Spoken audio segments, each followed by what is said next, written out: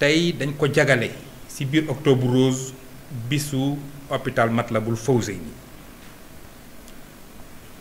nga xam ni tey dañu woo jigéen ñi nekk Touba communauté bi pour defal leen dépistage gratuitement may leen mammographie mais ci weer bi yépp teg nañu ay jumtukaay pour ñi mën a xool jigéen ñi pour xeex yokk xeex bi contre cancer. Ni ñu ko xamee cancer dafay lor ñu bari ñi ñuy ñàkk par at fii Sénégal bari nañu tax cancer mais am na loo xam ni moom la ñu war a def pour mën a xeex ak cancer mooy buñ ko teelee xam di nga am chance pour mën a survivre donc ñuy woo jigéen ñépp ci Sénégal fu jigéen mën a nekk rawatina ci mois d'octobre rose bi ñu jigee hôpitaux yi pour def dépistage parce que dépistage lu mu gën a teel gën a baax. fii nag hôpital Matlaboul Fawzeyni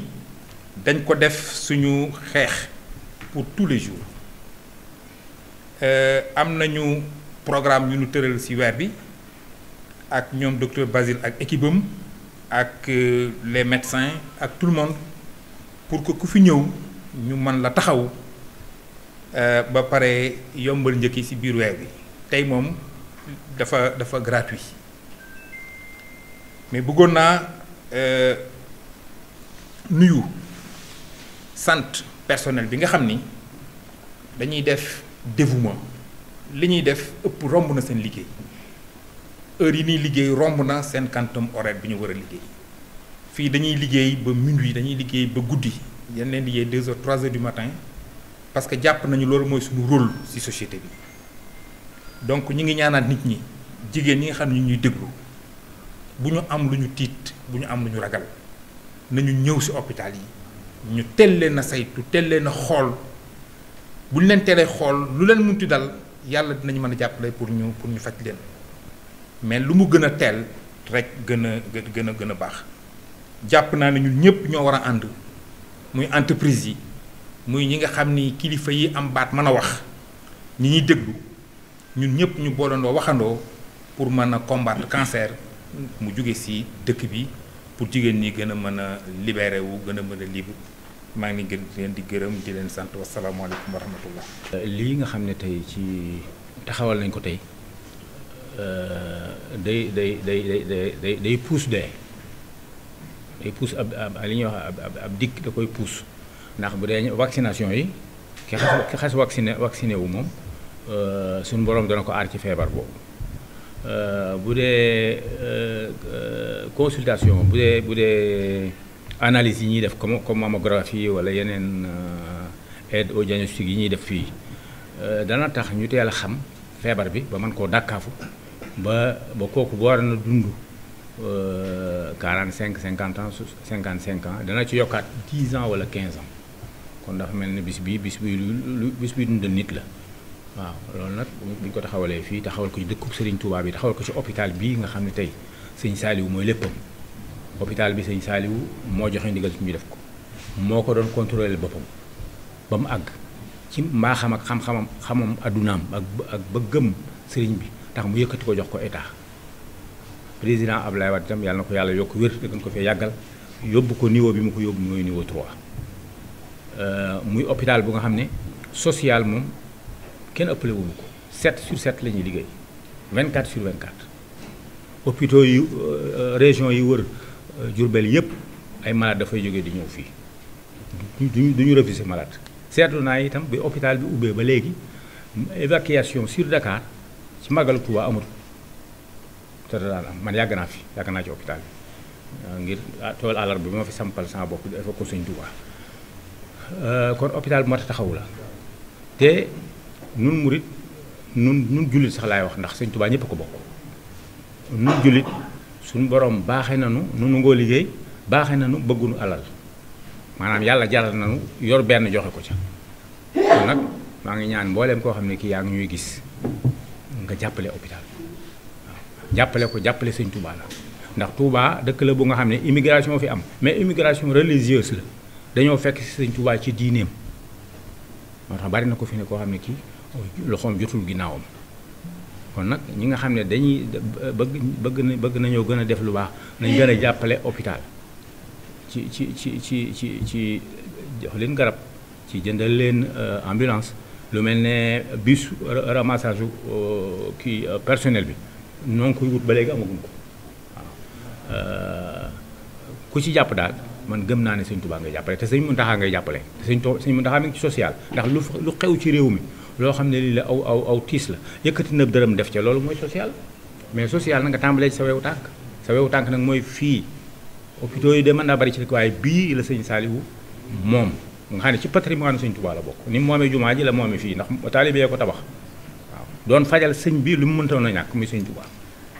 kon ñi nga xam ne entretenir ko ak jàppale ko moom noonu lañ ci am loolu ku ci def rek mel na ne defal nga sëriñ bi. di am mbégte bu baax ci teewaay bi nga xam ne teewaayu jaamu yàlla la di teewaayu dundal sunna si yonent bi sallallahu alayhi wa sallam muy bis boo xam ne dañ ko woote muy consultation gratuitement fii ci hôpital Matlaboul Fawzayni ak mammographie di ko may jigéen ñi ci octobre rose di leen ci soññi ñoom ñëpp di leen wax ne jigéen ñi bu kenn ragal na ñëpp ñëw ndax loo xam ne tey boo ko doon fay xaalis bu bari nga koy fay ñu yombalal la ko ñëw nga ñu may la ko defal la ko saytu sa yaram te bu ñu ko saytoo dinañ la boole ak ay ndaw yu xarañ yoo xam bu ñu gisee ci yow feebar bi dinañ la faj bu ci nekku tamit ñu wax la nga gën a fogar bu baax a baax kon donc ñi ngi soññi bàjjeni gox yi nga xam ne ñu ngi nekk Touba ak fépp fu ñu nekk ci Sénégal ñu gën a sensibiliser jigéen ñi wax leen ñu gën a farlu gën a seet seen bopp ndax octobre rose bi yaakaar naa ne boo seetloo Sénégal àdduna bi yëpp a ngi jëm ku mel ne première dame fan yii yëpp bu ngeen gisee télé bi gis ngeen ko ak madame Aïda Mbodj lépp ñuy soññi jigéen ñi ngir bëgg seen wér-gu-yaram ndax feebar moom kenn bëgg ko te kenn ku nekk bëgg ngaa gudd fan comme kilifa yi yombalal nañ ñu ko kon bu kenn ragal na jigéen ñëpp ñëw ñu seet seen yaram ñu faj leen ndax comme bi door a tàmbali mën nañ koo faj buñ ragal lii amul benn problème ñu ngi gën a soññi ñëpp nag jigéen ñi kilifa yëpp nañ génn dugg ci gox yeeg goxaat yi soññi jigéen ñi ñun ñi nga xam ne ay bàjjeni gox lañ tamit ñu ngi soññi suñu morom yi ñu gën a sensibiliser jigéen ñi ñu gën a xam lii njariñ lim am lan la kon donc ñu ngi sant ñëpp di gërëm ñenn di sant bu baax docteur Basile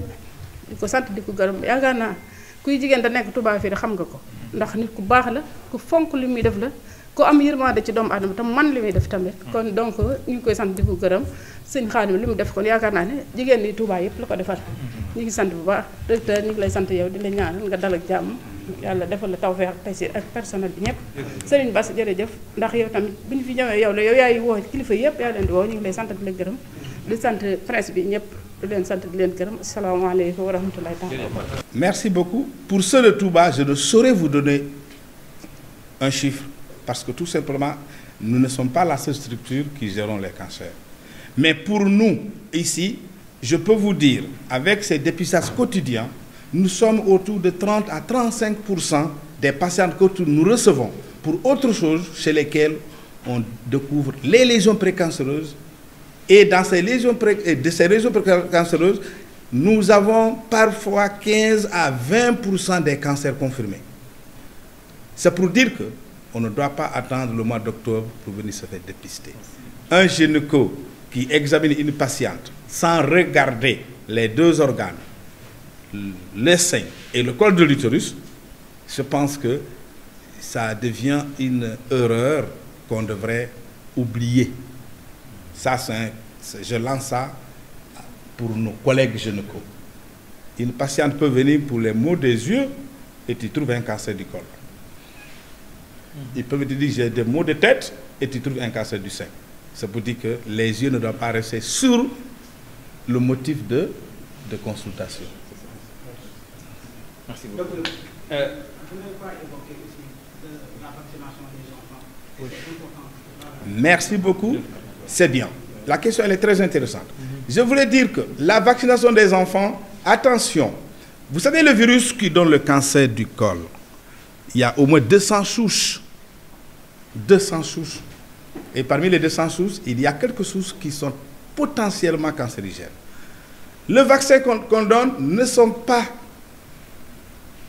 dirigés contre toutes les souches.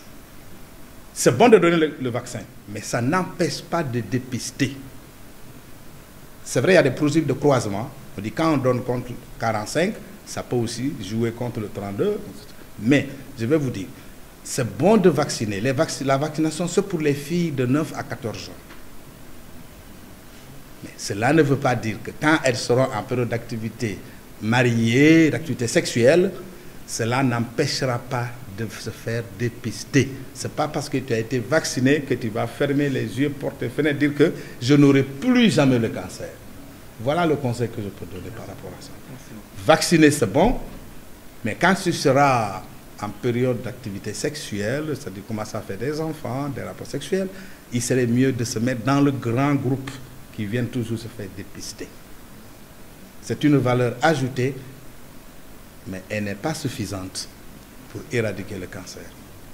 Merci beaucoup.